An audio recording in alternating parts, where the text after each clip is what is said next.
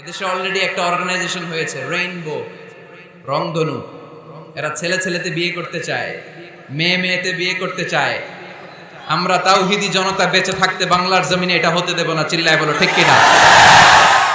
লূত আলাইহিস সালামের কওমের লোকেরা হোমোসেক্সুয়ালিটি প্র্যাকটিস করতো, সমকামিতা, পুরুষে পুরুষে বিয়ে। এই আওয়াজ এখন বাংলাদেশেও ঢুকার চেষ্টা করতেছে। তাওহীদপন্থী মুসলমানদেরকে সচেতন হতে হবে। ওয়েস্ট থেকে কিছু আসলেই, ইন্ডিয়া থেকে কিছু আসলেই আমার দেশে ঢুকতে দেওয়া যাবে না। চিল্লায় বলো ঠিক কিনা?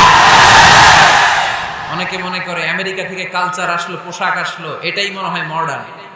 ইন্ডিয়া থেকে নতুন পোশাক আসলো, এটাই মনে হয় মডার্ন। নো, ইসলামের চেয়ে মডার্ন, আধুনিক গোটা বিশ্বে দ্বিতীয় কিছু নাই। চিল্লায় বলো ঠিক কিনা? তুমি সাবধান।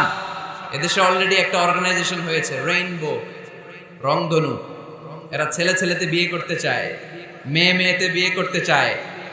আমরা তাওহীদি জনতা বেঁচে থাকতে বাংলার জমিনে এটা হতে দেব না। চিল্লায় বলো ঠিক কিনা? ওয়াজআলনা মিনাল মাই কুল্লা শাইইন হাই।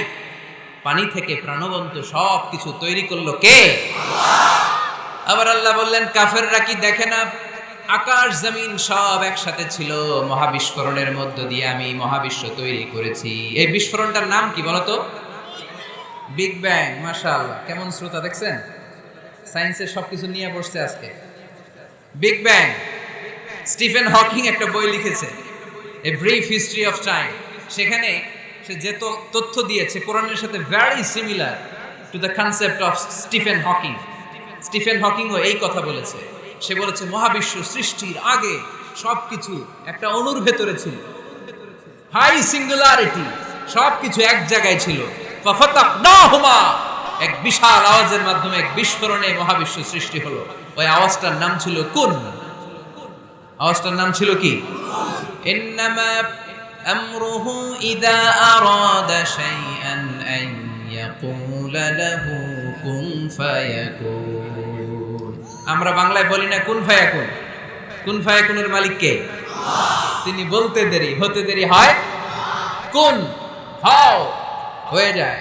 বি, ইট ওয়াজ। আল্লাহ যখন বলেছেন কুন, এই আদিতে সব মিলে থাকা এই মহাবিশ্বের সবকিছু এক মহা বিস্ফোরণের মাধ্যমে গোটা বিশ্বে ছড়িয়ে পড়ল, গোটা বিশ্বে ছড়িয়ে ঘুরতে আরম্ভ করল। এই বিস্ফোরণের ছোট্ট একটা কণার নাম পৃথিবী। এই মহা বিস্ফোরণের ছোট্ট একটা কণার নাম মঙ্গল। এই মহা বিস্ফোরণের ছোট্ট একটা কণার নাম বৃহস্পতি। এই মহা বিস্ফোরণের ছোট্ট একটা কণার নাম সূর্য। এরকম কত হাজার, অযুত, লক্ষ, নিযুত কোটি কণা বড় বড় তারকা রূপে মহাবিশ্বে ঘুরে বেড়াচ্ছে। আল্লাহ ছাড়া এর খবর কেউ রাখে না। এগুলো যে কত বিশাল, এগুলো নিয়ে আমাদের চিন্তা করা দরকার। আমরা মনে করি আমি মনে হয় বড়, আমার চেয়ে ক্ষমতাধর কেউ নাই, আমি দাপটওয়ালা, আমার এলাকা এটা, এটা আমার, খালি আমার আমার কয়। আছে না নাই? তোর কি বেটা? কিসের মালিক তুই? সবকিছুর মালিক কে? পরের জায়গা পরের বাড়ি, ঘর বাঁধিয়ায় আমি রই, আমি তো সেই ঘরের মালিক নই। পরের জায়গা পরের বাড়ি, ঘর বাঁধিয়ায় আমি রই, আমি তো সেই ঘরের মালিক নই। ঠিক কিনা?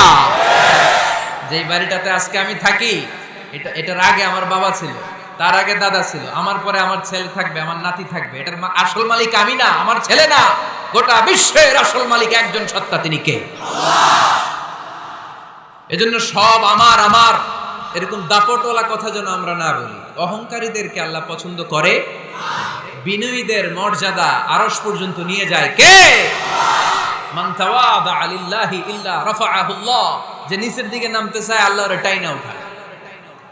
আর যে লাফায় লাফায় ওঠে, থাপ্পড় মেরে আল্লাহ এত নিচে নিবে পৃথিবীর কেউ কল্পনা করতে পারবে না। ওই শয়তানের চেয়ে নিচে চলে যায়। চিল্লায় বলেন ঠিক কিনা?